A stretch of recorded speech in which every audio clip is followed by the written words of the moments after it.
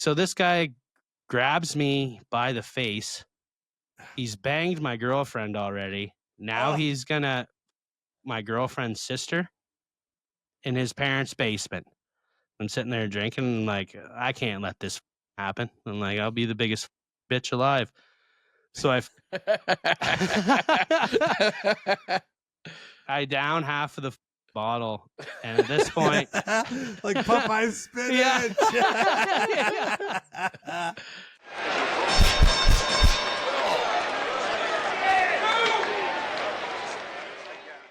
Tommy, you looking good? You looking fresh faced? What's going on? You looking baby faced? I don't know what happened. Oh, okay. I've been sweating a lot lately. The natural cleanse. I think it's just all the impurities. Yeah. I pushing out your pores. I usually get blackout drunk Friday, Saturday, and then Monday, Tuesday, and today's Wednesday, right? Yep. So this is like my come around day. Right there it is. This is when I start feeling like a human being again. Right. So we're getting you on the freshest day of the week. You're getting me on a good day, yeah. Yeah. If it was Monday or Tuesday, I would not look like this. I'll tell you that right now. A lot of impurities. Yeah. Have we started this yet? It's recording. It's recording just in case, just in case you want to talk about fighting any more of your family members in New Brunswick. Yeah. Well, the old man's got a big fucking mouth, and who's gonna shut it for him if I'm not there, right? How many times? So were you and your dad really get into it? Like really tussle around? Oh yeah, every time we've been down every there. Time. It's usually the first night that I'm there. We get rock star drunk, and then he pops off. Yeah. The last one, I fucking robo-doped him. We have these like big old Chesterfields there. I think it was like probably the first couches my parents bought. So they're just manatees floating around in the living room. And I got up on the back of one and just was fucking robo-doping him. He was swinging and was fucking on the back of the couch. And I was leaning right back like this. The old bastard never caught me. So at no point do either of you say, hey, maybe we shouldn't get so drunk tonight because of the fact that we always break out into physical violence? Are you guys know that's the destination? And you're like, let's just get there. It's the first night there. You got to get it out of your system so then you can enjoy the rest of your time. You got to blow off the steam early. Yeah. You know what I mean? Yeah. So what's your dad saying to you to get the fight, to kick the fight off? I usually, like you say, he's running his gums. He's just like, you're a fucking failure, or like, what's he doing? Well, yeah, he usually starts in on stuff like that, and then I bring up how he used to beat me when I was a little kid, and I'm like, I'm not so fucking little now, am I, pussy? Why don't you try that shit now? I usually say something like that, and then and then he tries it, and then he kicks off, and then he kicks off, and then I fucking, usually end it. I love how this is a family tradition. Like, like a lot of people would be like, "Oh, me and my father get physically violent. We don't speak anymore." But you guys are like, "Oh no, that's day one." Yeah, like, it's on the family itinerary for the holiday. It's like, oh, day one, me and dad are gonna pop off. We have to understand, though. I don't even like fighting him. He's so fucking greasy. I don't know what it is about my dad. He's a greasy man. You get him in a headlock and stuff. Like you can smell. He smells like earwigs. You can smell that on your fucking. You can smell it on you when you touch him. He's like a fucking snake or something. I don't know. How old's your dad? He's probably like 63. So he's in heart attack range. Oh yeah. Yeah. So there is a chance that you and your dad might die. Oh yeah, he's gonna get her one day. I'm fucking told him. You got to understand though. Tom's dad he's wound up tight. This guy, he's retired, but he's just wound, and he's Tom obviously drives people nuts. And I guess if you're his dad, you'd be probably the guy that gets the most pissed off about his antics. But this is the cottage or cabin where they go to in New Brunswick is his happy place. So if you watch Happy Gilmore or Happy Gilmore 2, he's got the wife with the jugs of beer, the little midget riding around on the tricycle, and the grandma with the kiss mask. This is Tom's dad's happy place.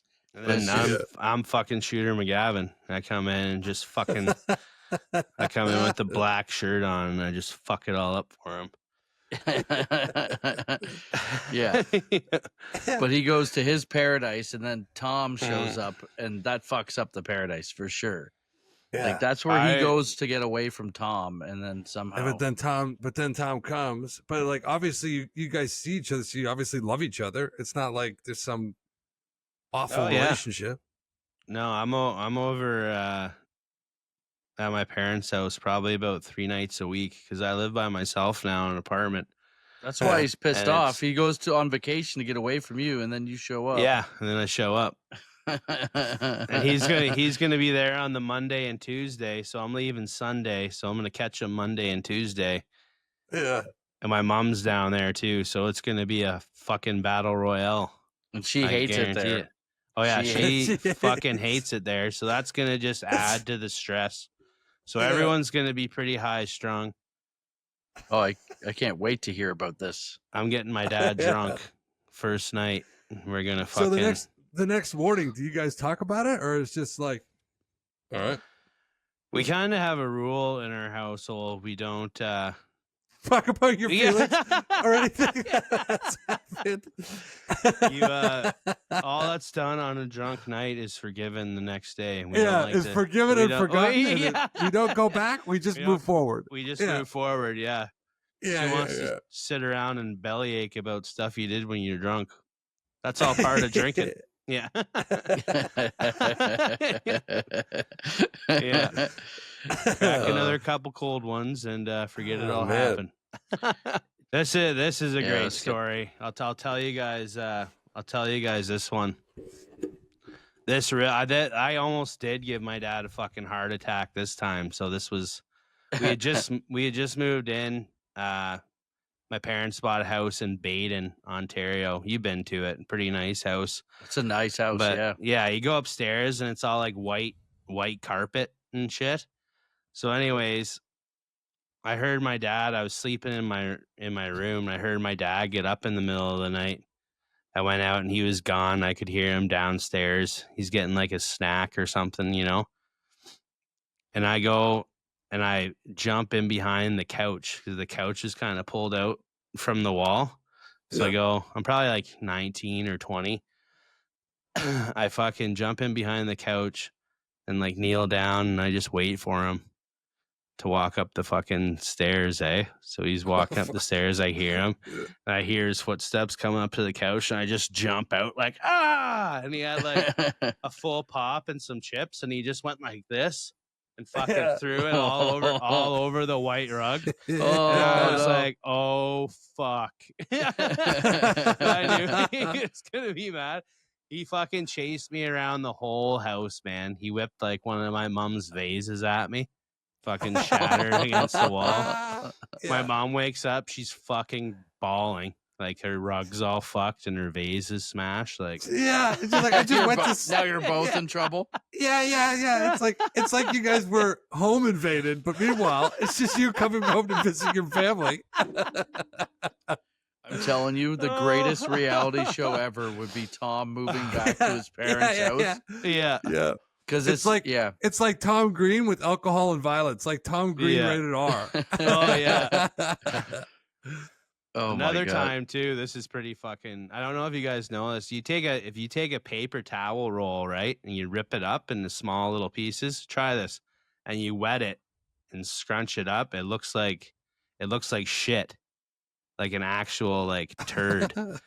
Yeah. So the one time I did that, same house or whatever, and I put it on the back of the toilet seat or whatever. And I like called him in to the washroom. I'm like, Dad, I'm like, is there, and I'm filming this on like, I had like a flip phone or whatever. Yeah. I'm like, Dad, come here. I think there's something wrong with the toilet. And he came in and he seen that and he lost his mind. And then seeing that I was filming it or whatever, he fucking broke my phone in half. Like that was he again, chased me around the house, got a hold of the fucking phone, and yeah, just snapped it in half. So I couldn't even. That would have been a fun video to have, but I couldn't. Oh God, yeah. Yeah. No, he doesn't take anything as a joke. It's all serious. There's no fun and games. Even when like I told him like it's not even real hilarious? shit. Like where do you Is your mom hilarious? Like where do you, if your dad has no sense of humor, like where do you who is funny? I don't know. My mom's kind of she seems really sweet and stuff, but she's kind of a psycho too. Okay. Which is weird. She I remember cleaning the house on Sundays and shit, and she would lose her, because we never picked up after ourselves or anything, and she would lose her fucking mind. I remember her calling me a dirty, rotten cocksucker the one time. And I told my buddy that there's no way your mom said that. I'm like, you have no idea, buddy. She's like fucking Dr. Jekyll and Mr. Hyde. But yeah. No, they're all kind of fucked. I don't know who was funny in my family. I think that you're just born into chaos. If you've been around his family, though, it's like they fight constantly. Everyone's at each other, and it's a nonstop jousting in the house between the parents, the kids, the sister and the brother, Tom's sister and him. And then the second Tom leaves, every one of them's blowing up his phone. Where are you? Where are you? Checking to make sure he's okay. It's like once they're out of range, it's like this huge love. Dude, it's like classic chemistry. If the particles are forming away from the nucleus, everything is safe. But those same particles, when brought in close, really become combustible. It's so true. And I think it would be your family. I'm very intrigued every time I'm around it. It's so funny. Yeah. And for the people who are just tuning in now, this is the how do I put it? The crossover episode that no one asked for, but everyone wants, baby. Main offenders and fight stories. In honor of Hulk Hogan's death, the mega powers are colliding. With the Ultimate Warrior. Oh yeah, brother. That's fucking awesome. All of Tyler's multiverses, all the streams are getting crossed, and here we are together.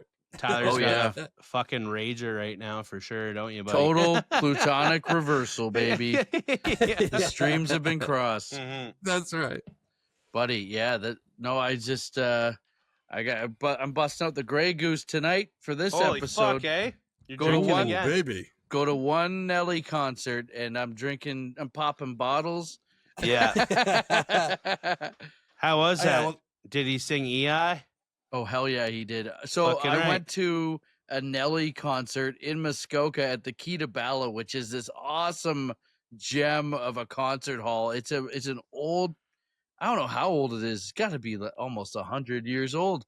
And there's a lot of tradition and history there, and they bring in all these huge bands over the years that have come in and played there. A lot of them played when they were just like before they broke, but then now Live Nation owns part of it. So what they're doing is they're getting huge acts that are playing Toronto on the weekend, and then before they go to say Montreal, tacking on that Tuesday headline run.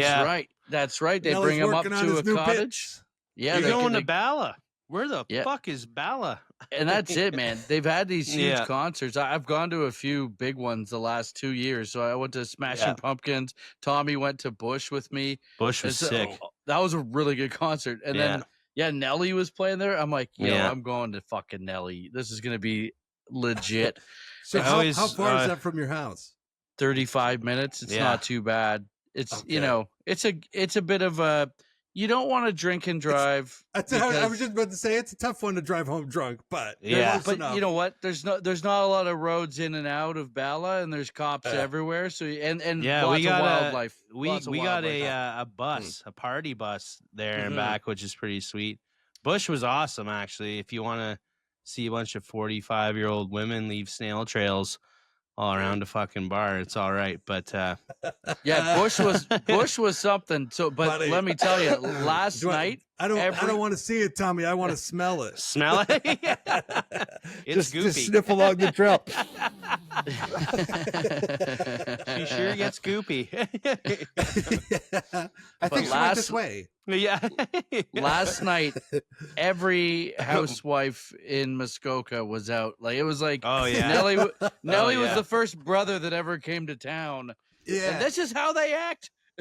Yeah. It was a party. I'm telling you, if you were a single dude and you went to that party and didn't pick up some sniz, cut it off, because it was. I mean, it was bopping. So what was the cultural diversity at this concert like? Bunch of old whores wearing Band-Aids on their cheek. A lot of Band-Aids, a lot of white people wearing Band-Aids. It's cultural appropriation. Yeah. And then the band gave them AIDS. No. Yeah. It was literally like Nelly and his crew were probably the only brothers there. Were the Saint Lunatics there? No fucking way. Yeah. It was Nelly the must have been rolling up like, let's get these white people, let's take them crackers of money. Yeah. 100%.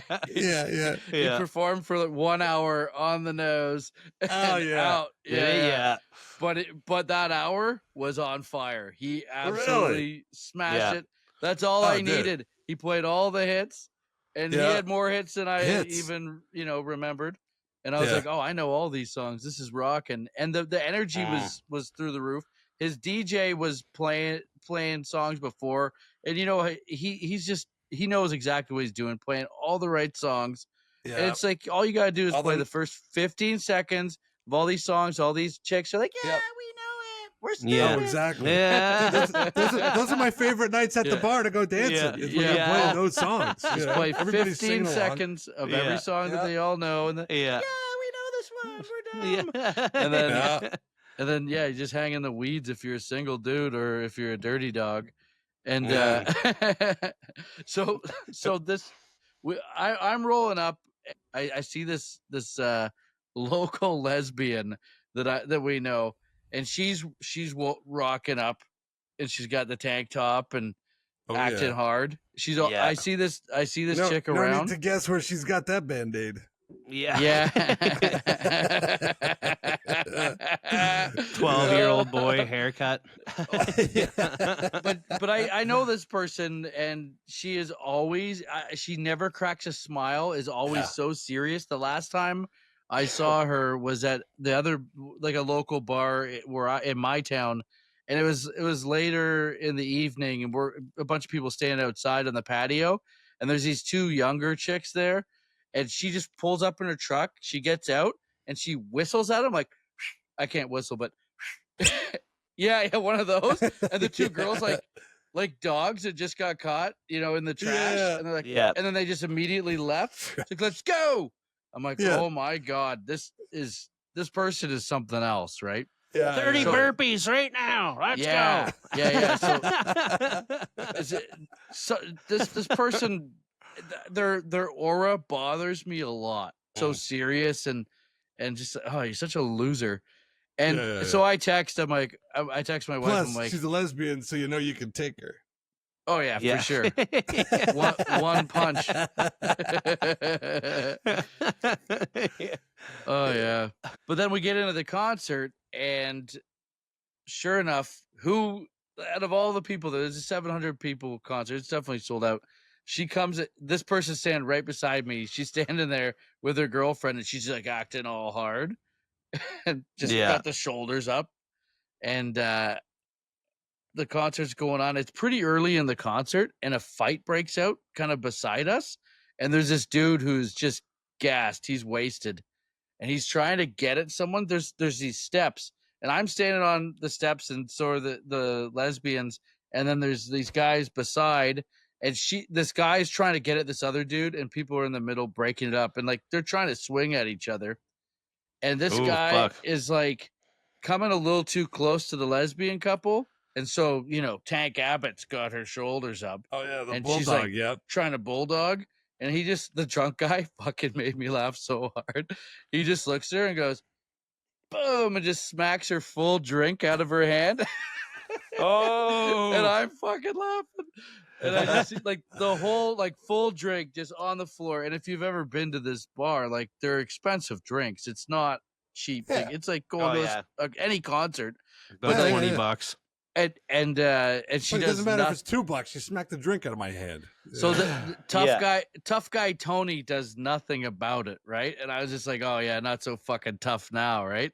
And then the drunk guy is just like still trying to get at the person that he's trying to get at, and he's hammered. And he falls down, bangs into her again, and he like kind of crashes into me.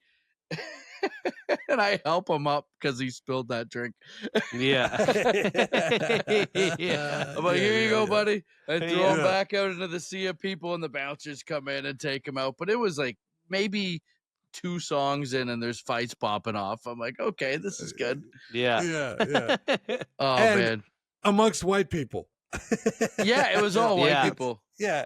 Just all white drunks. I'm surprised there wasn't more fights. And I saw like one of my friend that came with us, George, George Montgomery. Oh yeah. So George was with me, and then he had a bunch of friends from his hockey team that were there, and these guys and their wives or girlfriends, they're all partying. But the one guy's girlfriend, she fucking was getting a little stupid and slipped off the steps. Just bang, hits her head on the ground hard. Like I felt bad about that one. That was a rough fall. But yeah, imagine the boyfriend still got to try and get a gummer that night when she's got a black eye. Oh yeah, that was probably a no-go, man. She Makes was it dazed. a little easier, I would say. She's passed out, but she's missing her front teeth, so you can. Okay, that's rape culture. Enough. Yeah, we don't like to appropriate that. Man, but it was a good concert, and I just love that immediately a fight. I wonder what pops off. The height of what Nelly was doing. Like, you think he was doing like the Rogers Center or whatever? 100%. Oh yeah. Nelly was that big back in the day. Nelly had the and now he's number one. Yeah, he had a couple number one hits. I know. But I mean, sort of Milli Vanilli. Yeah. But Milli Vanilli could do 2 concerts at once. The guys who sang the song and the guys who pretended to. They're double dipping. 2001, 2002. Nelly was I'm just wondering, biggest... it goes from doing 40,000 seaters or 20,000 seaters. Yeah. Or even if it's a 10,000 or a 7,000 venue to doing 700, that's a big. Meanwhile, 700 would be the best show of my life. I think he kind of quit fucking doing music for a while, didn't he? He didn't put out any albums I don't think he's put out an album for fucking years now. For a little bit, but so listen, like in 2002, 2003, he had the number one song simultaneously in 4 different genres. With it was The Dilemma with Kelly Rowland, that one, and right. So number 1 U.S. hot R&B, hip hop, hot rap, pop airplay, and rhythmic charts, and then also Hot in Here. It was like back to back. Number 1. Hot in Here was a big jammer. That's the second album, right? So, and the first album was massive with with all those fucking songs. If you want to go take a ride with me. Yeah, Ride With Me. Remember that one? Ride With Me. Oh, right. Yeah. And then Andale, mama. Yeah. Number 1, Batter Up, all that. I was trying to think of Nelly songs. Me and Marie were laughing that you were going to the concert. Yeah. And I was it's really funny. Yeah, it is. Yeah. And then we were like, didn't they sing the thong song? And they were like, the thong, Cisco. but that's not Nelly. That is Cisco. Yeah. Cisco was never doing Nelly numbers. No, man. Nelly was big time and still is in my books. Yeah. Fucking right. That Batter Up song, that was in, remember that movie where Keanu Reeves plays the bad gambler and he has to coach all the fucking black kids the from kids, like right. the inner, I think Hardball. Bad News Bears? Right. Yeah. No, not Bad I'm News not going Bears. down that. I'm not going down that street. I'm not going down that path. Yeah. I'll save you the edit. Yeah. Well, you wouldn't coach inner city kids, John? Oh yeah, no, for sure. I was just talking about potential movie titles. Is all I'm saying. Oh yeah. There's a chance I have an inner city kid somewhere. That's why I won't do an ancestry. It sure as hell isn't the Fox News Bears. Yeah. Yeah, that's right. That's right. Yeah. Oh man. So yeah, it was a good time. And then we had a good altercation pop off, Tommy? At our show on Saturday night. Yeah, that was fun stuff. You were telling me about that. Yeah, we're performing at a little resort in a small town also up here, and it's it wasn't really billed as the main offenders, but it's there. If you do your homework, you can see it. You can find us pretty easy. There's just no excuse these days to not search somebody up. We're on the poster. Yeah. It wasn't just comedy night. It was Tyler Morrison with Tom O'Donnell. The joke I told was not fucking bad at all. So like, what do I say again? I'm like, I Israel, beg to differ. Israel, Palestine. I'm like Israel, Palestine. They're always trying to get you to choose a side. Which one do you like? And blah blah blah. And I'm like, I don't like bagels or shawarma, so I could really give a fuck which way this one goes. And which is like a stupid throwaway joke, and that fucking set her off. Okay, I don't understand. So I'm gonna rewind a little bit here. Okay. All right. Whatever. Here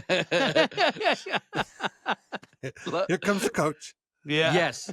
I love that bit. First of all, I think it's a very funny, neutral bit. You don't take sides, but you are talking about one of the most inflammatory issues. It's gonna, it's combustible. To even not take a side suggests that it's marginal and you don't care about it, which is a side. Which is exactly true. So they have So people that get upset about that topic, and I mean, I get why people get upset, but they are gonna immediately just get their backs up. And I'm like, oh, that's not usually how. I'm like, uh-oh. And I see the rumbling happen at their table because I'm sitting adjacent to them. Yeah. The bar is it's straight across, but then there's a side exit, and I'm sitting in by the bar side exit, and I'm looking directly at the people at the table, and I see her just. And then there's some old. She's gonna blow. Yeah. Oh yeah. There's some old white guy in there too that started yelling "Free Palestine." Remember that? I think that really was the icing that doesn't on help. the cake. What happened is she starts yelling. She starts yelling about it, and the husband at first is trying to calm her down, but then you keep going, and he's just like, "You support Hitler," and then she's yelling about that side of it. And then someone in the crowd yells "Free Palestine." Did they say it to be funny, or do you feel like they were? They said it. They said it to be contrarian. Yeah, to be contrarian to the people that were heckling Tom. It was the gauntlet had been thrown down with Tommy that he had crossed their line, and so our fans, who don't give a fuck about anything, they don't care. I don't think they're educated at all, but they don't care. It wasn't like they're passionate about the situation there. They're just trying to throw gas on the fire. Yeah, Free Palestine. And she's like, "Free Palestine from Hamas. Free Palestine from Hamas." And that's look at her though. Look at her doing a little thinking on her feet, crowd work. Yeah. She gets up, and that's when Tommy's like, "I don't like bagels or shawarmas." Yeah. Trust he remembers the original punchline. Like, here we go. And then she flips a salad bowl everywhere.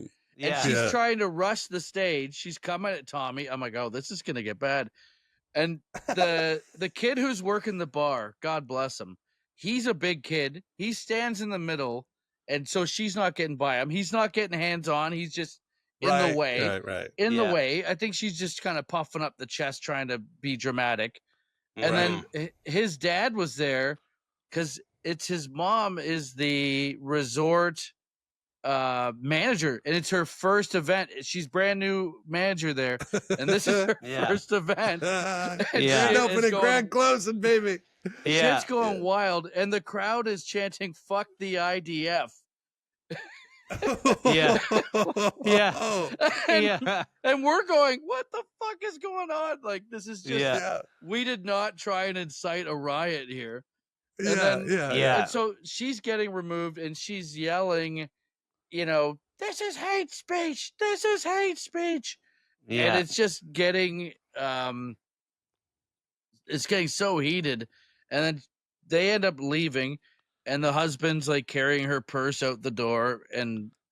But no, they live there year round. So because they spend so much money there, they think that they run the place. Like this dude, the husband came up to me before the show, introduces himself. He's like, but you probably already know who I am. And I just looked at him. I go, nah, dude. Never fucking heard of buddy. you, bud. I'm not up to date on all the local dentists. So yeah, I didn't. Clearly not. But so she calls an ambulance for herself after. The ambulance arrives. It's fucking chaos, and I still got to go on and do 45. Of course. You still. This is all happening within the 25-minute feature spot. Yes. All this is during. Tommy's not like 5 minutes into his act. And oh my god, amazing. And then I come on, and I'm like, I just open. I'm like, what's the deal with Israel and Palestine? And the place just fucking loved it. Like our crowd was there for comedy, for anything goes, free speech comedy, and we again, I think Tom probably entered into a very polarizing topic very heavy-handedly, without really, you try new material. Hey, you can't be stumbling around drunk in a minefield. Well, Tom O'Donnell will do it. And fortunately, I was headlining because I don't give a fuck. I'm like, I look at Greg Enright was hosting, and he did a really good job evening the keel for, evening the ship. And I look at him, I'm like, this isn't even the worst thing that I've fucking come on to. Like JP Nathan try going on after. Well, this was pretty bad though, but coming on after JP Nathan in Sault Ste. Marie, and he's up there hosting, and there's a woman that's just no selling, like she's not laughing at any of his jokes, just scowling at him, and he just has enough. He just stops his act. He goes, "Everyone in the crowd, look at this woman right here. Look at her right here. I just want everyone to know this woman is a cunt. She's a fucking cunt. You, right there, you're a fucking cunt. Fuck you, you cunt." He's like, "Are you guys ready for your headliner?" And I come on. I'm like, oh my God. I'm like, lady, you must be a huge cunt. To set off JP Nathan like that. Yeah. That's fucking hilarious. Oh man. But yeah, that's hilarious to do from the host position, knowing there's still show. I know. To be like, you fucking cut, just to derail the whole thing. It's wild. Save it for the end. Yeah. That's it, man. Yeah. And that was Tyler Morrison. And you. And you. One more thing. Right. Before I go. Let me end it like that. Yeah. But it's but yeah, the whole ordeal was really silly, and I think it was a lot of theatrics that were unnecessary. If you don't like the show, kindly leave and get your money back. You're there pretty early. Like if before the headliner comes on, I'd gladly personally refund your money if you're being 100%. If it was with something like that happen, whatever, But the way that they acted, no, you don't get your money back. Fuck you. So I think it's safe to say that we're not going to be invited back to. Fuck no. Hey, they didn't seem. They weren't mad. They weren't give me the event manager's number. I'll swoop in under a different promotion. Like, hey, I heard about that last show. Yeah, those guys. I don't know who these amateurs are. Yeah, those guys duped you. Yeah, that's right. And then we'll come in with wigs. Yeah. Hey. Yeah. Oh man, but it was they didn't seem to be upset with us though. The management was they knew that they know these people. These people are a problem. Right. Long time. I guess they were fucking opera singers. Did you know that? That's another thing Emma told me. They're both opera singers. Very pretentious. Yeah, exactly. Yeah, but I mean, it's just. I remember I was at Comics, and I still probably have the record at that club, and maybe any club, for the quickest walkout. Quickest? That's pretty quickest. So they came in. They were the first people to sit down, probably 45 minutes before the show even started. They sat down. It was a woman, and maybe I forget who it was, but they were in a wheelchair. And they took their phone out, Googled me, saw who I was and what I was about, asked for a refund, and left. And that's great. Yeah. Perfect. That's exactly. That's what you should do. You should have done that before you bought the fucking ticket. Yeah. Preemptive strike. That's right. Oh, I like that. Yeah. And and I don't want those people there doing exactly what they were doing to your boy, like just mean mugging you right up front, because then you're gonna exactly. I'm gonna get on that person every single time.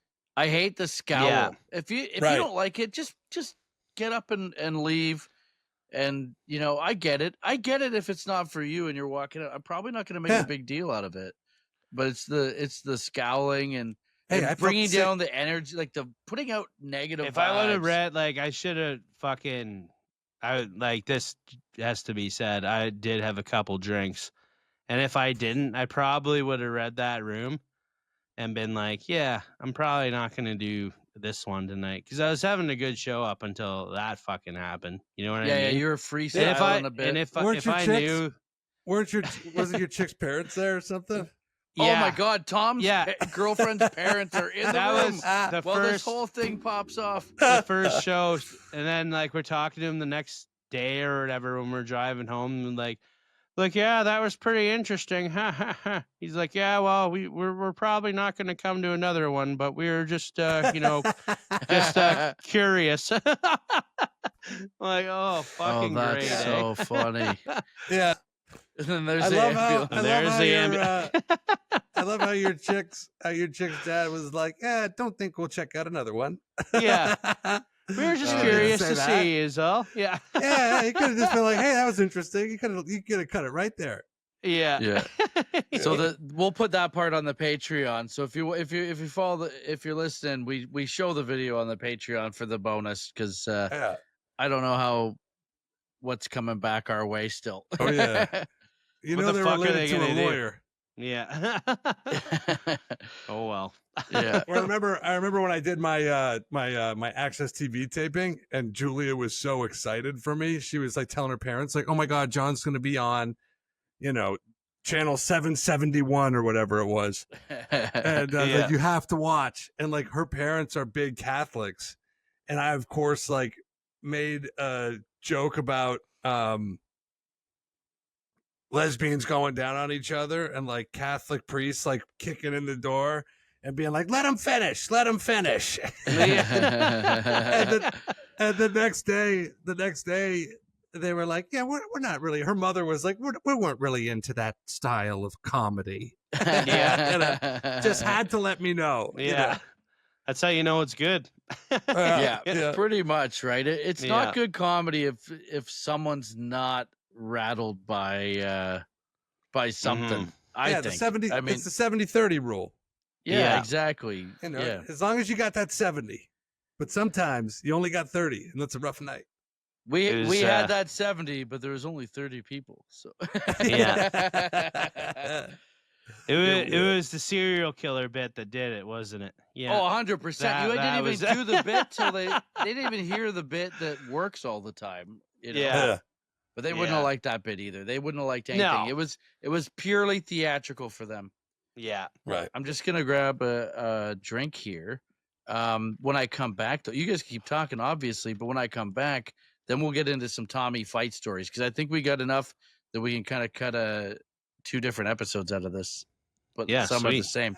Let's get some fights. Let's get some fights going. I mean, that one with him and his pops is going to be right, front and center.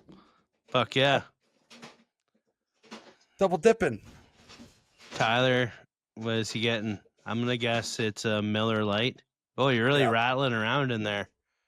I'm going to get a water like a responsible adult. Yeah, I'm drinking Pepsi. What is that, a Gatorade? You fucking pussy. This is for sure. This is fun. We have crossover energy on all this because it's all rooted in violence. Yeah. Everything we do is rooted in violence. So I'm going to try this. I got this Prime drink. It's orange cream. It tastes like a creamsicle. But I'm going to mix it with this fucking vodka and see how that goes. Oh, baby. Yeah. That sounds like a good drink. That Nelly concert's still coursing through your veins. Exactly. So I said I go to one Nelly concert and we're popping the Grey Goose on the podcast. Yeah, what was Diddy's vodka? Remember he had a vodka he was hawking for a little while? Oh, what was that? That's not Jay-Z, Hypnotic. I think that was Jay-Z, wasn't it? Hypnotic? They both had one. Oh, they both had one? Was Diddy's Bottoms Up? No. Maybe not. Maybe the reintro. Yeah. I don't know what Diddy's was called. Diddy's vodka. Hold on. Diddy vodka. Ciroc.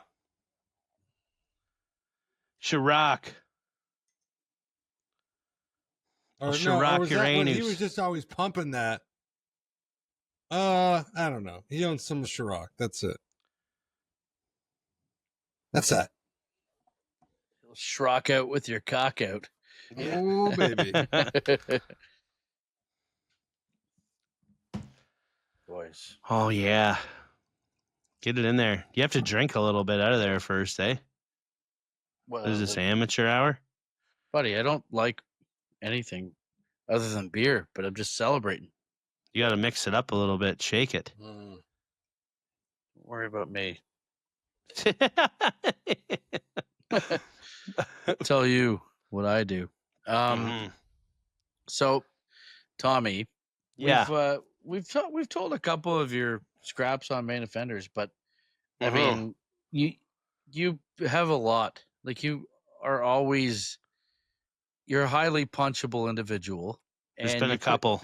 You put yourself in lots of bad situations. Yeah. What I want to know. That old Friday, Saturday blackout routine. That kind of what I want to know, because I don't know if I've asked this, but when you're younger, is there a fight that you got in that was like your first fight that was like a real fight with where you're old enough that it could hurt? What's the first one?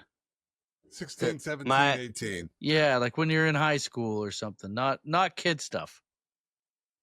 The first, like, other than hockey? Yeah. Yeah. So I don't know if I told this on here, but I told the Koopman story, didn't I? You've told the Koopman story.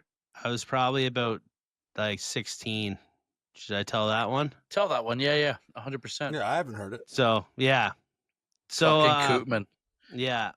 This is a long one, but it's got a good ending. So I'm 16 years. Yeah, I was probably like 16, 17 years old, and my girlfriend at the time was going on a class trip to Greece, like with like their fucking I forget what class, like a geography class or something. They all went down to fucking Greece or something, right? So I stay at home and I get a collect call from my buddy who is on the trip. Collect call. Yeah, I get a collect call from fucking Greece, and I'm like, "What the fuck?" And like, knowing what I know about your old man and your mom now, it's just another fucking slight. They get a collect call from Greece on that phone bill, like, fuck Tom. Jesus Christ. It's gonna be greasy. So I answer it, and fucking my buddy goes like, "Hey Tommy, how are you?" And I'm like, "Not bad." And I'm like, "Why the fuck you calling me from Greece?" He's like, "Well, I got some bad news, buddy." He's like, "I came into our hostel last night, and your girlfriend was just getting banged out by Koopmans. This guy named Koopmans went to school with." And I'm like, "Motherfucker, eh?" Like, and this is like, I still have to wait. Like, he could have waited like the last day of the trip. You know what I mean? This is like first couple days into the trip when they're there. So like, and she's gone for the week. So I just have to think about that. Yeah, I have to think about that all week. So anyway, they come back. I break up with her, and then I challenge this guy to a fucking fight at school. I'm like, I'm gonna fucking, there's a bonfire going on or something, and I'm like, "I'll see you there this Saturday, you fucking pussy." And then as I was walking out of the school, I punched a window and shattered that, so my hand's all fucked up. So nice. Now you gotta fight him with a bad hand. Yeah. So Saturday rolls around, but also pretty intimidating. Yeah, exactly. Cool as hell, if you ask me. And this guy was bigger than me. He probably had like a fucking foot on me, and he was older. He was a year older than me. Oh, Koopman's is cool. Yeah, he's cool as fuck, man. I would have fucked him too. But anyway, we did get him on the podcast. So anyway, yeah. Saturday rolls around. We're at the fucking bonfire, and I think I was drinking whiskey, just trying to get pumped up for this, eh? Yeah. And he rolls in. He's like, "Okay, let's fucking do it." We fucking go at it. I got him down right off the hop, like just fucking tackled him and got on top of him. I was heavier than him, obviously, right? And I put my knees on his arms. And I had him like, he's like right underneath my dick type of deal, right? And I just start fucking like, I'm double fucking punching him like in the side of like the head. And I fucking knocked him out. It was pretty good. Just like his balls bouncing off your girlfriend's ass. Yeah. Yeah, just boom, boom, boom. Working double times. Speed bagging. Yeah. So it was like a running like Goldberg spear off the bat. And then, and then once I got on top of him, I knew I had him then. If we were on our feet, he could have fucking probably, who knows what would have happened. You know what I mean? Sure. He probably could have winded me or something. But, so years go by, right? Fucking probably like 4 or 5 years. And I'd started comedy at this point. And I'm doing a show in Kingston, Ontario. And I was I was seeing a girl up there. Like, we weren't dating, but you know, like kind of seeing each other. Yeah. And I'm staying at her house. And we got in a fight in the morning. Something about, I think I was supposed to get her like some food or something like that, and I just never did. I got food for everybody else but her. We were going out for like, and like she fucking lost it over that and just called me like a fucking disrespectful cunt and stuff like that. And we got into it pretty good. So I don't see her for the whole fucking day, and I go down to my show, and I'm up on stage. And I could see the rest of my friends there. And I'm like, "Oh, she didn't come." I'm like, "She must be pissed." And then I see her walk in later on at the back. And she's with somebody. And they come and they sit down. And I'm up on stage doing my act. And I look out and she's just making out with this guy in the fucking crowd. And I'm like, what the fuck? Kind of fucking throws you off a bit, right? So I get off stage and walk back. And I'm looking for her, and the guy she was making out with was fucking Koopmans. Again. Like the sequel. It was sequel. I'm like, motherfucker. And I didn't even, I just looked at him. I'm like, I'm not even mad at you this time, buddy. I'm like, that's just fucking impressive, you know? Like around this time, I'm 19. I don't really give a fuck about but what she's that not bitch is from doing. your You know what I high mean? school, like No, in your she's circle. not. This is No. random. Yeah, he this just is picked fucking. her. He just got a whiff of your scent and picked up on her. Yeah, exactly. Yeah. He was going, like, our hometown was close to Kingston, right? So a lot of people went to school there, and he just happened to fucking meet her, I guess. And when you saw him, you're like, fucking Cootsman, are you fucking kidding me? It's like, motherfucker. Jesus. Yeah. Yeah. Oh, that's so And funny. what did he say when he saw you? When he realized, he's like, oh, fuck, Tommy. I'm like, yeah, you know it's Tommy. I'm like, you fucking, you know, you came to the show. I'm up on fucking stage. Don't act like I'm not fucking, you know what I mean? Right. But Surprise. I don't think, here's the thing, like, I don't think that he knew that I was seeing that girl or anything, right? Yeah, so, he was innocent in that one. Yeah. So I wasn't. She was probably telling him, like, I'm just seeing this asshole. He didn't even bring me home food. And he was like, girl, I would never forget your food. I would never forget your food. Hey, do you want to go to Greece sometime? Yeah. Oh, that's it. Motherfucker. Yeah. That's hilarious.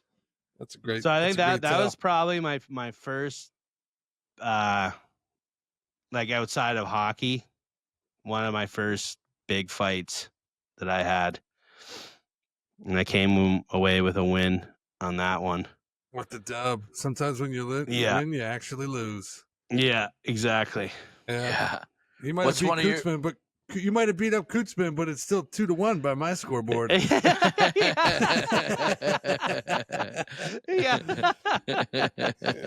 Yeah. What's worse, getting beat up or fucking someone bang your girlfriend? I don't know. Twice. Separate. Yeah, twice. Separate women. 2 separate women. Jesus Christ. Yeah. Is there one that? What was one that where you took a good L? Where I took a good L. That was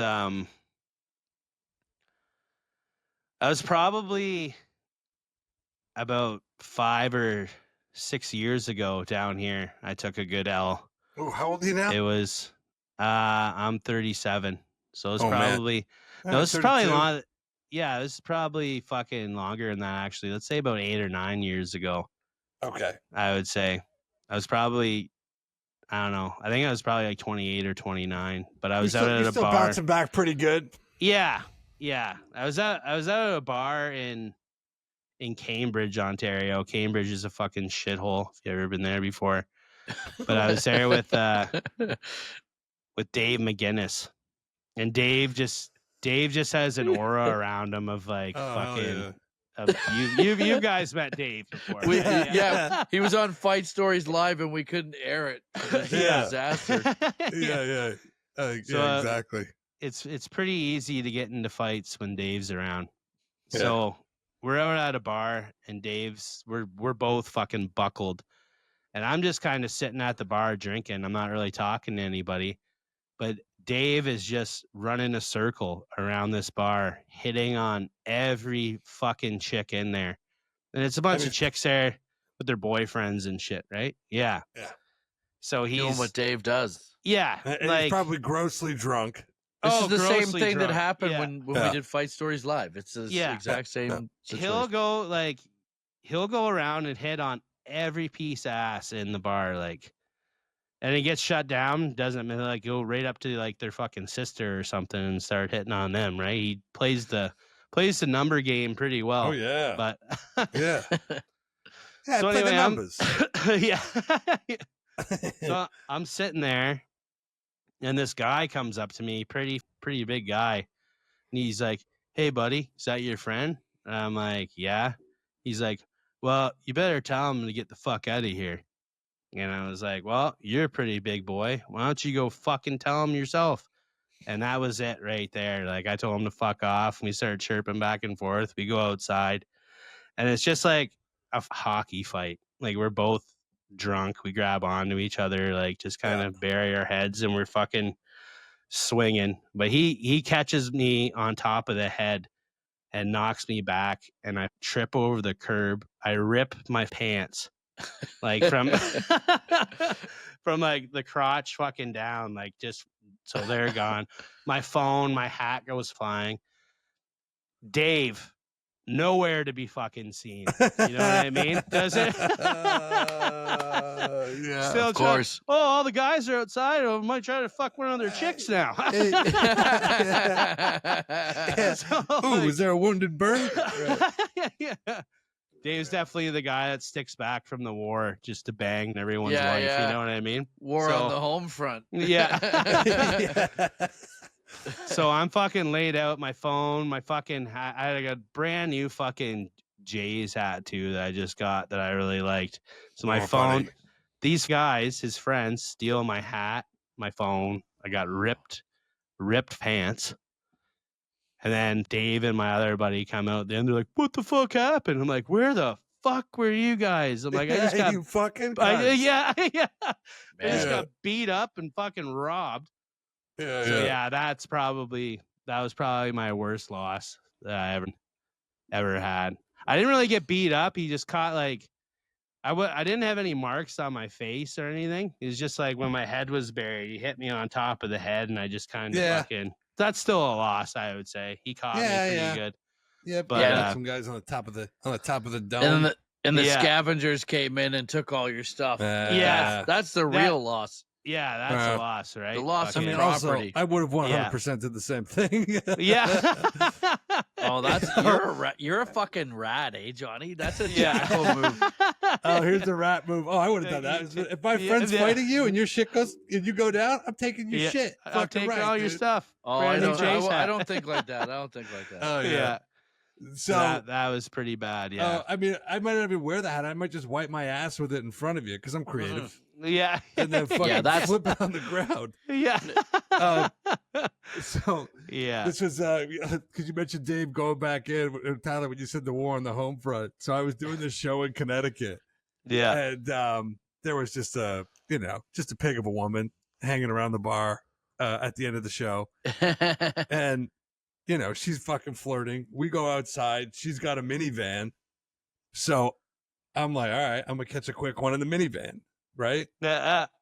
So at first I said, why don't we go back to your place? She's like, no, I can't. My husband's fighting overseas.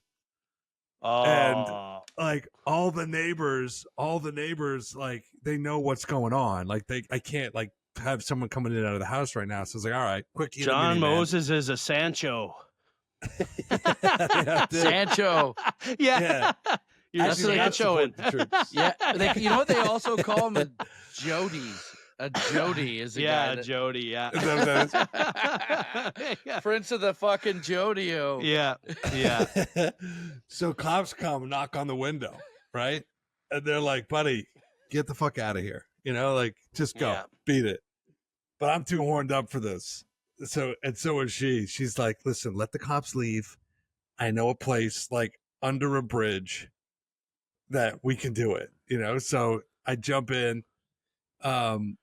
I follow her. We go under this bridge. We park. I slide back up in the minivan. Same cops show up. Oh, no. And they're like, buddy, what the fuck did we tell you? And they go, get the fuck out of here. We don't want to see you in this town again. Like, we know she's like a military wife and her husband's off on service. Like, get the fuck out. And then they drove behind me to the city border and was like, see you later, scummo. Get the old police escort out of town. Like, shouldn't you be fighting crime, not making sure this whore's getting banged out underneath the bridge? They tag teamed her after you left. Yeah, probably. Right. Like, we're the only ones Sanchoing in this town, buddy.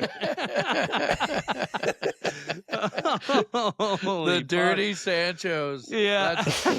That's the name of this episode. Yeah. Oh, we're going to make a shirt too. The Dirty Sancho. Yeah. The Dirty Sanchos? Yeah. Did I ever tell the one about the train set? I should tell that one. Tell that one. That's a good one. Yeah, this is a good one for fight stories. I'm probably in like my second year of college, and I'm dating this girl, and we go back to her hometown, London, Ontario, and fucking we go out drinking, and we meet up with this guy that she used to see, and he's like, we're probably like 19, 20. This guy's probably 30, Ooh. 31. So like, and he was like, she told me, she's like, me and him have a little bit of history, just so you know, or whatever. I'm like, you know what? I'm like, that's cool. I'm like, I'm not gonna get mad over fucking. But she called him to hang out, like, so the three of you guys are hanging out like chums, or like, you ran into him at the bar? We just ran into him at the bar, type of deal, right? So, and like I'm being friendly and shit. Like I don't give a fuck, right? And so we finish up at the bar, and he's like, hey, you guys should come back to my fucking come back to my place. I got a bunch of booze there and stuff. I'm like, let's party. Hold on. I've heard this story before. I just wanted to wasn't there an altercation earlier in the night between I'm getting to that. Yeah. Okay. So it's me, my girlfriend, and my girlfriend's sister. And we get into a cab after the bar, and we head back with this guy in the cab. And we're like talking and stuff, and his name was Dean. And I called him. We're in the car or whatever, and I think I asked him for like a smoke or something like that. I'm like, hey, Diener, you think I could get a smoke? And I called him Diener, and he didn't like that for some reason. And he fucking grabbed me by the face like this. That's like, a no-go, right? You don't grab do me that. by the face, and like I like shook it off, and I was gonna fight him right there, and my girlfriend like calmed me down and shit, and was like, no, he just doesn't like being called that. There's what a weird. I'm like, that's fucking that's like, I wanted to pop him right there, right? Almost everyone named Dean, you call him Diener if you're in Canada. Yeah, I don't know what it's like right? in America. It's probably the same. Yeah. So we get back, and it's his parents' place, and it's a really nice place, like a mansion, right? And he's living down in the basement. Rent free, like a 30-year-old scumbag. Yeah, exactly. Yeah. And they got every bottle of booze that you could imagine, right? What a loser. Good thing I moved out at 29. Yeah. So anyway, like I'm still kind of stewing about this. And so I grab a bottle of rum, and I start drinking that. And this guy, he's like trying to wheel my girlfriend's sister at this point, right? And I'm just sitting there drinking, right? Yeah, he's trying to wheel her sister, and I'm just sitting there drinking, and I'm thinking, I'm like, so this guy grabs me by the face. He's banged my girlfriend already. Now he's gonna fuck my girlfriend's sister in his parents' basement. I'm sitting there drinking, and like, I can't let this fucking happen. I'm like, I'll be the biggest fucking bitch alive. So I fucking I down half of the fucking bottle, and at this point, like Popeye's spinach.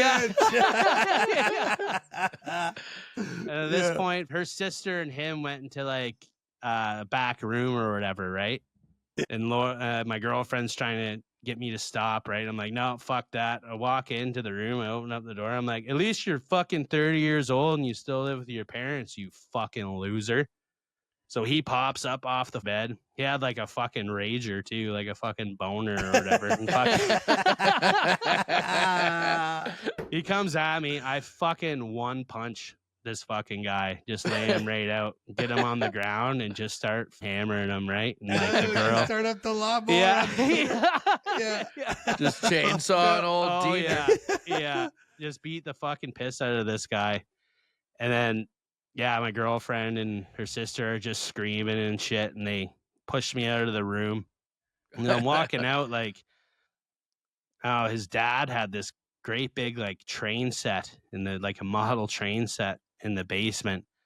And as we're walking out, I see that, and I just fucking hoof it as hard as I can. Put this right. Just clasp the fucking leg on it, and I start stomping on one of the trains, and my foot, and my foot is fucking bleeding. Like Godzilla. Yeah. My foot starts bleeding, and we head back to her parents' house, and get woken up in the morning. Her mom was a nurse, and she's like, your foot's bleeding, and you got it all over the couch, Rob. Did you get it all over Diener's parents' house? Yeah, no, for sure, yeah. Oh yeah, I cut my foot pretty bad, and I like how I say I would also take a Jay's hat, and I'm a rat bastard. You stomp out some poor dad's train set, and Tyler's fully on board with that behavior. Yeah, it was warranted. No, I was thinking of like the cell phone and like the wallet shit. Yeah. Jay's hat's fair game. Yeah. Your justification was fine with me. I'm doing. Yeah. I'm always thinking. Well, when I was in those modes of fucking terrorism, I'm always just thinking maximum damage, maximum fuck you. Yeah. I'm doing whatever I can in those moments to be like fuck you, and I'm taking this. Fuck you.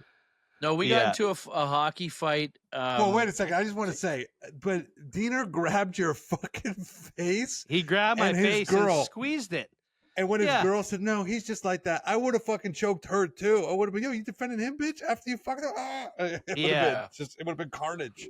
Yeah, I was fucking. You must have just been shocked or something, right? Like, yeah, and I let it slide because like I haven't really met her sister before or anything, right? I didn't want them to think I was a psycho or something. Yeah, but that all kind of went out the window.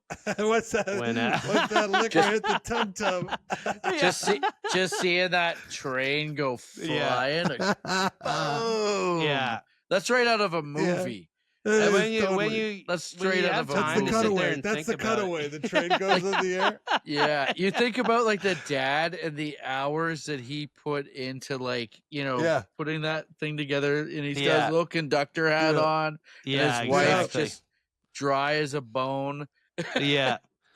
Lose your son drinking all your booze in the basement. Oh yeah. He must have come down and be like, Dean, it's time for you to get your own place. Can you imagine that? Yeah, probably. Dean, we got you a train ticket. We got you. Yeah, exactly. Is that from the top of the stairs, Diener? Diener. That's why he hates it. Yeah. That'd be so. I would love to fucking see how that worked out the next day or whatever, because those aren't cheap, right? Those fucking train sets and the time. It's the time. It's you can't get that time back. No, exactly. Time's the most precious thing we have, boys. Yeah.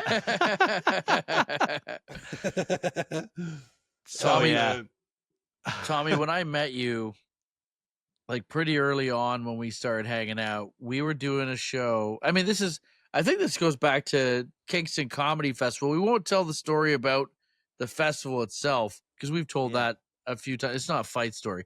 But when we were at the Kingston Comedy Festival, Tommy's got a bandage on his side. And I'm like, what's going on there? And he's kind of trying to clean it up a bit. And I'm like, what happened? So would you mind telling us what happened there? Yeah. You're like fucking Richard Lipton. Yeah. Inside the actor's studio for fights. I'm just prompted. Yeah. There was a James Lipton. Yeah. James Lipton.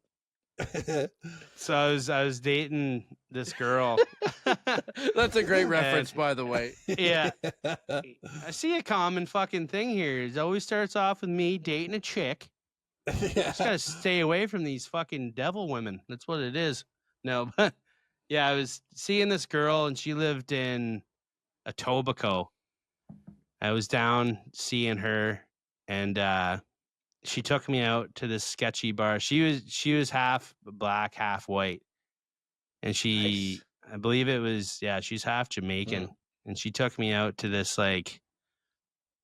sketchy bar. I think I was the only white person in there. Mm-hmm. And the reverse Nelly concert. Yeah, exactly. The reverse Nelly concert.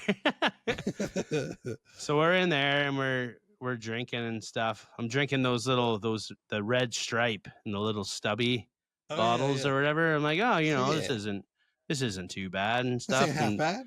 Right. But I just see there's this guy that's just like staring a hole through me the whole time I'm in there, right? And like, I don't fucking like the looks of this guy. And he came over and he started like talking to my girlfriend and stuff, and he's like touching her back and stuff, like trying to, and she's like laughing it off type of deal. And I'm like, I would be seeing red. yeah, I'm like, what the fuck is this guy's fucking problem? And he's like, not saying anything to me. Be different if he was like talking to both of us, you know what I mean? Sure. And you're like, he's like just totally disrespecting. Yeah, you, he's just being a little fucking rat. So don't be a rat. Yeah, he kind of like, he's getting really close to her and stuff. So I just kind of, I gave him a fucking shove. You know, I was like, just back the fuck off, you know? I'm like, we're just here having a couple drinks. Then he gets in close to me, and I just feel like it was like a sharp pain in my side. I was like, what the fuck was that? And I look, and I got fucking blood coming down my side. He stuck me with a knife, like right in the side. Like he was going for like a kidney or something. Stabbed you. Yeah, he stabbed me. Yeah, this little knife. And I kind of was in shock. I just pushed him back, and he went into the bar. And I got him down on the ground, and I punched him a couple times in the mouth. And I knocked out. Well, I didn't knock his teeth out, but they were kind of like they were cracked or whatever. I punched him like twice in the mouth, and my girlfriend dragged me out of there. And I didn't even end up. I wouldn't go to the hospital, and I was like bleeding like a fucking. Like a stuff, but yeah, I was drunk too, right? Yeah. So I go back, and I just, I bandaged it. Well, she cleaned it and bandaged it up, and I never ended up going to the hospital. But so I'm just lucky. Stitches on your knife wound? No, I didn't know. That's what I'm going. Stabbed and walked it off. That's fucking nuts, dude. What, are you crazy? You're gonna get like infected. Yeah, You're gonna have die. Like internal fucking bleeding, dude. Yeah, you know? Yeah. No, there was enough fat there at the time. I think I was being a fat. Yeah, being a fat fuck saved you. Good. Being a fat fuck. Yeah. Like blade was this big, you grab a side. I'm good. That's all right. Yeah. It wasn't a big knife either. It was just like a little like a little pokey or whatever, right? But yeah, it was pretty wild. That would have been crazy. But I'm such a jealous maniac. I've like stepped in between people talking to my girl and been like, all right, that's enough. You know what I mean? Like just all right, that's enough of that. You know, you go that way. Take a hike. It's never this guy was just like I think it was like he didn't like seeing a black girl with a white guy, right? That's the kind of the vibe that I got. But yeah. Well, too bad. So they're like, listen, buddy, I don't want to be here either. All right. Yeah. Kidding. I was hoping she was a Hootie and the Blowfish type of black and white girl. I was hoping she was identifying more with the white. What the fuck is this? Red stripe? Yeah. What are we in Kingston, fucking Jamaica? Right. Yeah. Right. Yeah. No, but yeah, that was. What's that? What would you call that? Would that be a draw? Would that be a draw? Yeah, you fucking gave it to him. He stuck me and you still gave it to him. Yeah. That's a dub. So that's when was your last fight? My last fight? Not including my dad? Not including your father. Not including your father. Not including your annual knockabout with your old man. I'm trying to think. It was my last fight would have been I played hockey a couple years ago. I got in a fight on the ice with like a 54, 55-year-old.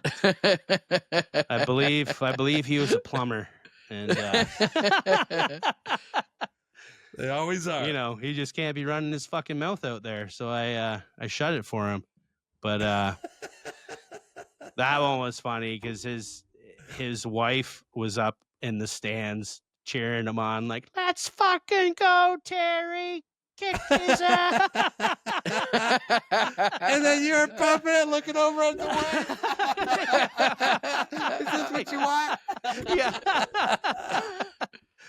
Yeah. That one was pretty funny. So how did that start? What happened? Oh, go ahead, John. It was just fucking like you just laying the like we're out there just trying to get exercise and shit, right? Like Yeah. I didn't even People start taking it that too one. This serious. guy is just fucking smashing my stick, like almost trying to like break my stick. You know what I mean? they're Like expensive now. anytime it skate past and just like I'm like, all right, buddy. I'm like, that's enough. I'm like, stop with the fucking slashes here. Like I'm just trying to have some fucking fun. And he called me a fucking goof or something like that, and I don't like that shit.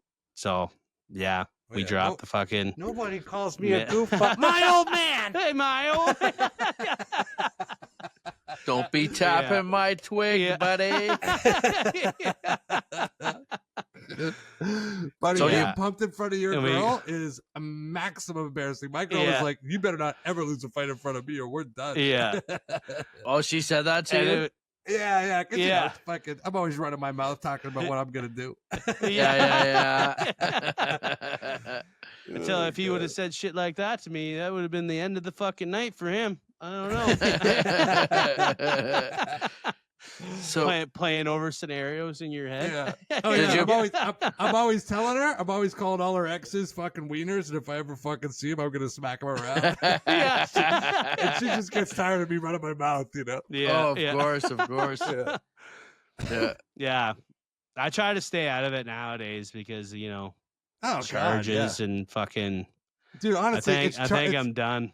It's aches, pains, and charges. You know what I mean? It's like no, exactly. For me, it's like, dude, I don't know what the legal repercussions are for me. I don't want to get deported. No, exactly. Yeah. Now I gotta meet my ex-wife on the Niagara on the Rainbow Bridge in the Niagara Falls to see my kid on the weekends. Yeah. Yeah. But it is like it's the best when you win a fight. Like it's the best feeling. That's the best drug of all time. Yeah. Honestly, it's like John, 3-day high. You know what I mean? I feel like winning a fight is better than banging a hot chick. No, it is. John might disagree. I don't know. John's a massive womanizer. Like as a recovered alcoholic and drug addict, women are his drug. So I think he looks at it differently. But I always found that winning a fight feels better. It's definitely been a while since I've gotten a fight, so maybe. Winning a fight feels so good. What is it? What's better than those three things? Winning a fight. My kid just opened her bedroom door. She's been grounded since this podcast started. What did I do? Nothing. Nothing. I got a podcast to record. Get out of here. Tom O'Donnell's on. Just put on your headphones.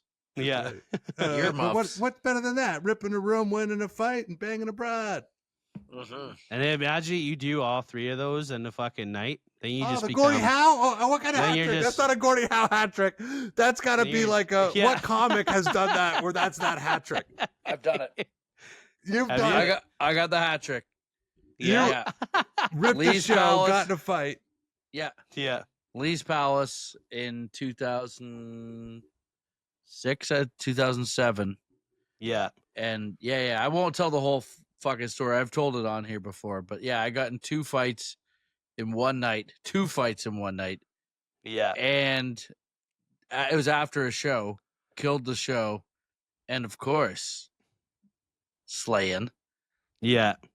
To the victor goes the spoils. That's right. I feel like after that, you're not even walking anymore. Or did you just come home and poke it in your passed out wife? That's it. I wasn't married though, but it was. Hey, wake up! I got something for you. Wake her up. Yeah, I was just gonna say that. Hey, guess what? Guess who's back? Yeah. The Unky Titi hat trick. She'll go well, did it? She just feels it in the back. Yeah. You're goddamn right it did. Listen, I never fought again. That was my last fight. Yeah. You gotta go out on top. That's right. I'm never fighting again. I will not come out of retirement. Yeah. All right, boys. I don't even know if we cut these 2 up. I think we just released the whole thing across. It's sweet. 2. Yeah, this is fun. Don't break it up, boys. And straight up, Tommy has enough for other episodes. We're going to be doing live ones, and Tommy's going to be on them. So please, we're doing live ones up there, live ones down here, live ones in Toronto. Lots of live ones. Everything's rolling. Mm-hmm. Yeah, this is a fun episode, guys. Make sure you check out both the podcasts. Good seeing you too, brother. Good seeing you, buddy. Follow us on all the socials. You know, we're on all that shit. But make sure if you're checking us out on YouTube, you comment, rate, subscribe. Main Offenders and Fight Stories channels. We're going to put them out on both. Yeah. Oh, baby. And, you know, leave us a comment. You know, that helps get it out in the algorithm. And tell your friends. I mean, that always helps. Word of mouth is everything. Everything on these pods. We will be in Philly August 19th. Knocking down a few episodes. Fight the details are starting. Yeah, a couple of fight stories. The details are starting to form. But if you want to come, hang out at a live one, drink some beers, tell a story, hit us up. We're going to make it. We're not sure right now if it's at the bar or in the studio. But like I said, things are rounding into form. And we got some good guests on the hook. If we have enough guests or fans from Philly that are messaging us, we'll do it in a bar. Right. We'll do it so you can come hang. That's happening in August 19th, right, John? That's Tuesday, August 19th. That's it, baby. Tuesday, August 19th. And then so you're gonna want to go to the Patreon's Fight Stories and Main Offenders. You go to Tyler Morrison, patreon.com/Tyler Morrison and patreon.com/Fight Stories. You're gonna get all the bonus episodes, all the goods, early access to the episodes, ad free, uncut. You know, we'll probably post that video of Tommy's little altercation where the woman flips the salad and is getting dragged out. We'll throw that on there. So yeah, make sure you follow us on all the socials, and I think that's it, baby. You know how it is. Fuck around and find out. FAFO. Fight Stories, Main Offenders. Thanks, boys. Been a real pleasure. I can't wait to do it. Woo-hoo-hoo.